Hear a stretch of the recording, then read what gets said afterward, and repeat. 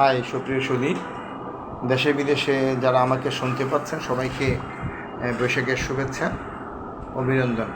যে কারণে আপনাদের মুখোমুখি হয়েছি সেটি হচ্ছে আমরা চট্টগ্রাম সাংবাদিক সংস্থা এবং চট্টগ্রাম নাগরিক অধিকার বাস্তবায়ন পরিষদের পক্ষ থেকে দীর্ঘদিন ধরে আমরা একটা জিনিস চিন্তা করছি।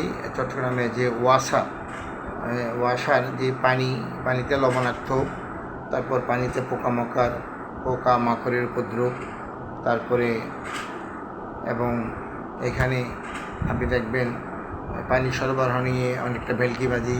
তারপর এই তো সম্প্রতি 30% ওয়াসার পানির মূল্য বাড়িয়েছে। তো যাই হোক, এটি প্রতি বছর এভাবে হচ্ছে। আপনার পানি সাপ্লাই হলেও বিল আসছে, না হলেও বিল আসছে। তো অধিকাংশ এলাকায় চট্টগ্রাম নগরী এখন প্রায় 80 লক্ষ জনতার বসবাস। এই সিটি কর্পোরেশন আওতাধীন অনেক এলাকায় মানুষ পানি পায় না, কিন্তু পানির বিল দিয়ে যাচ্ছে। এটি আমরা যখন উন্নয়নের কিছু কাজ করি, আমরা যখন উন্নয়ন কর্মী বা গণমাধ্যমে কিছু কাজ করি, তখন আমাদের কাছে অনেকে বিষয়টি জানান দেন।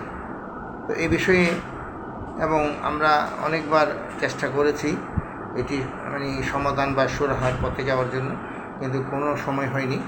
ওয়াসার যিনি এমডি, ইঞ্জিনিয়ার একেএম ফজলুল্লাহ, তিনি 8 বারের নিয়োগপ্রাপ্ত একজন এমডি। এটি বিশাল একটি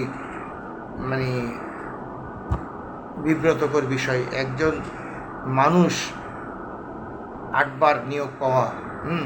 তো যাই হোক, এটা নিয়োগ আমাদের সরকারে দিয়েছে।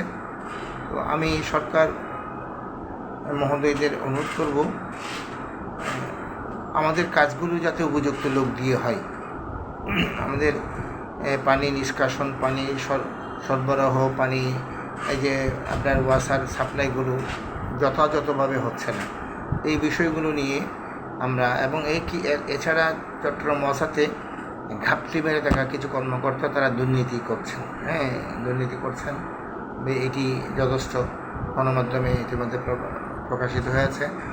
বিভিন্ন জায়গায় বাসদ এবং বিভিন্ন বামবাদী সংগঠনগুলো এই বিষয় নিয়ে প্রতিবাদ করেছেন। সংবাদপত্রে বিবৃতি এসেছে, নিউজ এসেছে। যাই হোক, আমরা